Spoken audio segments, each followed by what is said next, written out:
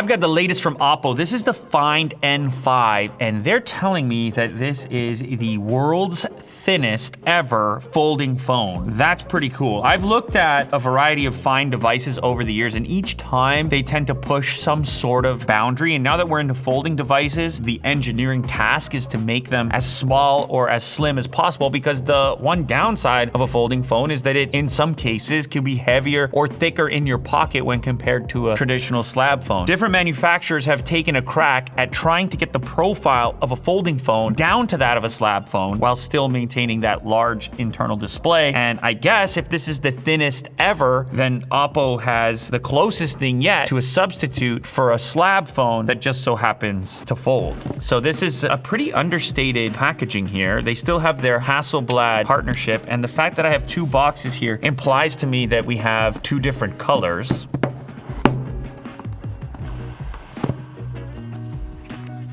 Oh man, that is extremely slim. Yeah, I don't doubt their claim that this is the world's thinnest folding phone, because in this orientation, when it's opened up, it's thinner than any tablet I've ever held. It's obviously thinner than any phone I've ever held. And now I'm curious, with it folded up, how thin it will be. Because even putting two of these side by side, I presume it's still gonna be about the thickness of an iPhone. Ooh, this color is black. It's got like this matte black finish. Look how slim that is. That is as slim as a Type-C port. That's crazy. They can't make it any more slim because a Type-C port wouldn't fit. That's wild. SIM tray is down there on the bottom. That's, again, about as slim of a SIM tray as I've seen. The hinge is hardly there. I mean, this phone isn't even turned on. This is when it kind of shows up the most. When you have the screen turned on, you're probably not gonna see that at all. All right, let's go ahead and fold this up. Woo! Crazy how slim that is. So here is an iPhone, and there is the Find N5. I don't even know which one. I mean, whoa. Almost completely interchangeable. Now, obviously, we're not accounting for the camera section, but just the main portion of the phone. When you compare it, that in your pocket is gonna feel a lot like just a flagship slab phone, and obviously way thinner than most other folding phones. When you're wedging two slabs together, any bit thinner that you can make them is double the effect when you end up closing it. I mean, it's not like this Pixel phone is incredibly fat as far as folding phones go. I mean, some other things in this comparison here, you can see it's a little bit taller and a little bit more narrow, so a slightly different aspect ratio. It might be the most comfortable folding phone to hold. It feels like a standard phone. Obviously, your thumb picks up the seam. It's just the weight, the balance of it. It's the most slab phone-like folding phone that I've interacted with. Okay, also in the package, that is a big power brick. 80-watt Super VOOC power brick. Some extras here. Type-C to A USB cable, and a case. The case appears to cover up the hinge as well, and it has a leather-like feel. Simple, covers the corners. Just a half-style case. They don't bother with the front. Honestly, that's fine with me. I rarely install the front portion of cases on folding devices anyway, but they've cut it in such a fashion to allow the profile to remain slim, so it doesn't wrap over the side, just in the corners. Satisfying hinge mechanism, and almost no gap. All right, so this is the black one. Let's see what our other color option is here. Ooh, white? Yeah, white. This one has a pearlescent, reflective, and also a matte finish. I mean, this has a luxurious look. Obviously, the frame of the device and the surround around the camera is different as well. You've got silver instead of black. And I assume the case is also gonna be white. Yeah, white case as well. Okay, so world's thinnest folding phone. I'll probably take the case off just so I make sure I'm experiencing maximum thinness here.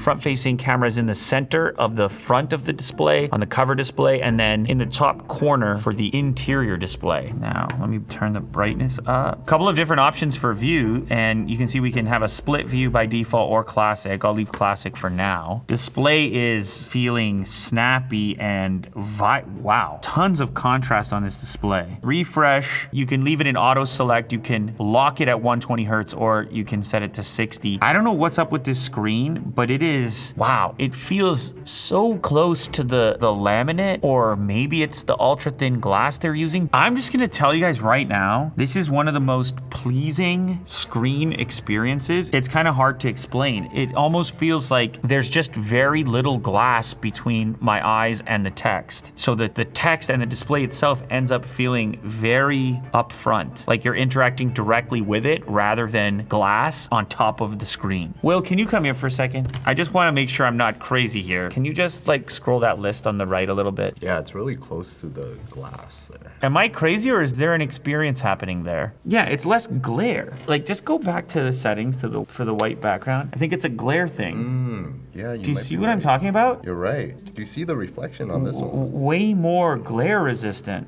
The screen is not matte. No, it's not matte. I don't know, there's something going on. Hard to describe it. I think it is to do with the ultra thin glass they're using here. It really feels like you're interacting directly with the content. I think it's probably a combination of factors. The whole thing is so thin to begin with. Other fingers on the other side, and you feel like you're interacting with just display and almost no other hardware. Pretty cool. Okay, now obviously if we close it up, one-handed functionality. I mean, this feels a little bit more typical now to me compared to the inside. It's still got good contrast, but this feels a lot less special, but it still looks damn good next to this iPhone display. Yeah, it's a little bit warmer.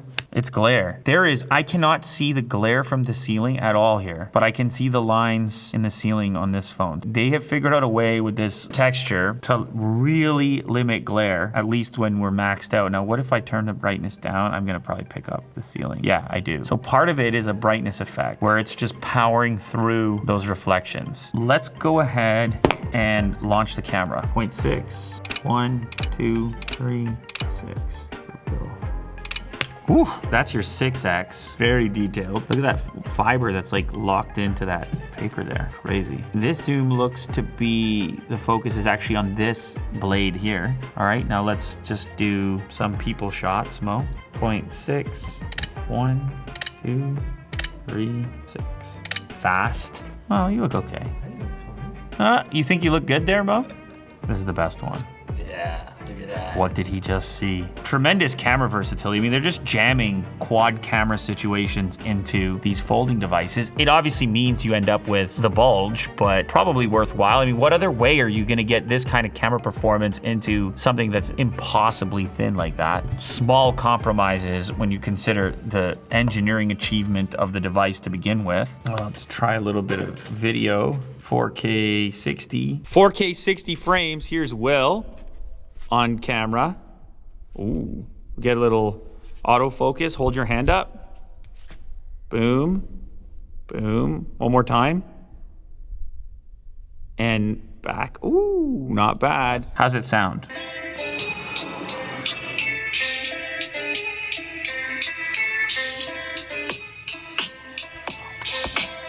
Good stereo. Good stereo stuff going on.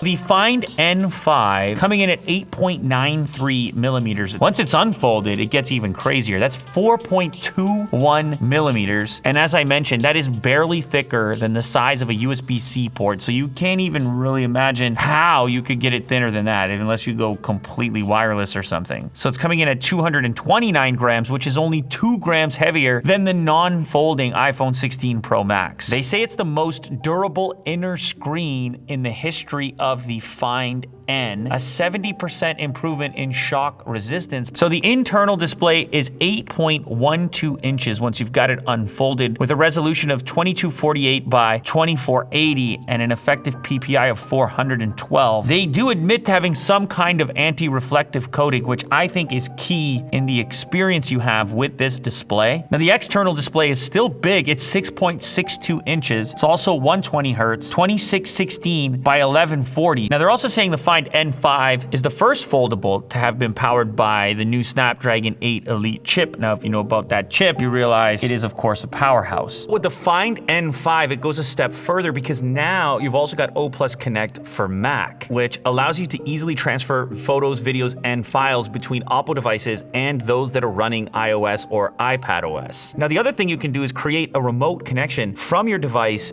to your Mac, so you can actually see your Mac's desktop on on your device. When it does come time to charge that 5600 milliamp hours back up, you're getting 80 watt super VOOC charging, so it takes less than 50 minutes to go from 0 to a full charge. It's also got fast wireless charging. That's what they call air VOOC. That's 50 watts of wireless charging. Google services, YouTube, what are we talking about here? We're in business. Throw a SIM in it. Man, it's just a really beautiful display, honestly. What can I say about it? That is a wild display. It almost is like, yeah, that's what I'm saying. This display is an achievement. And the way they've diminished that hinge area really drills the point home. It really sells it as being one singular smooth display. They got a real contender there. That is cool. It is the world's thinnest folding phone from OPPO. That's the N5.